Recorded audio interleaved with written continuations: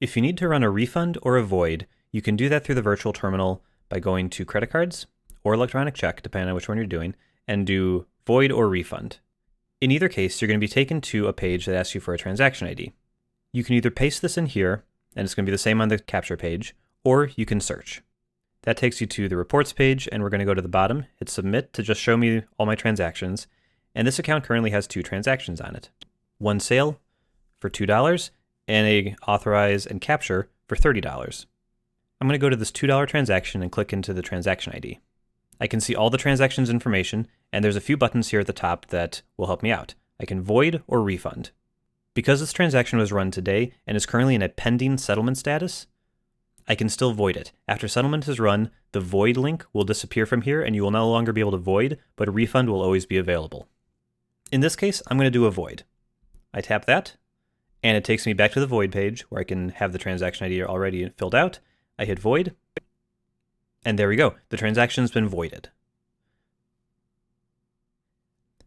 When I go back to my reports, I can see a void action is now associated with this transaction, and the status is canceled. If I go back into this transaction ID, you can see the options to void and refund are gone because this transaction has already been voided and no further actions can be taken. Now let's look at a refund. I've got an authorization and capture. When I go into the transaction, I have those same 2 options, but I'm going to run a refund this time. On a refund, it'll automatically fill out the transaction ID, and I also have the amount here. So while a void will always get rid of the entire amount of the transaction and essentially attempt to erase the transaction from happening, a refund is a second transaction that your customer will see.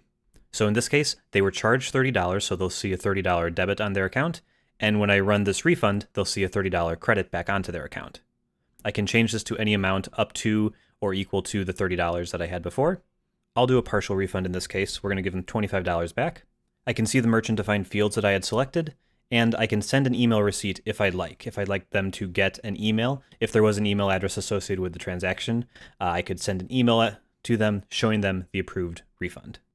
I'm going to hit refund, and there we are. It was successfully refunded.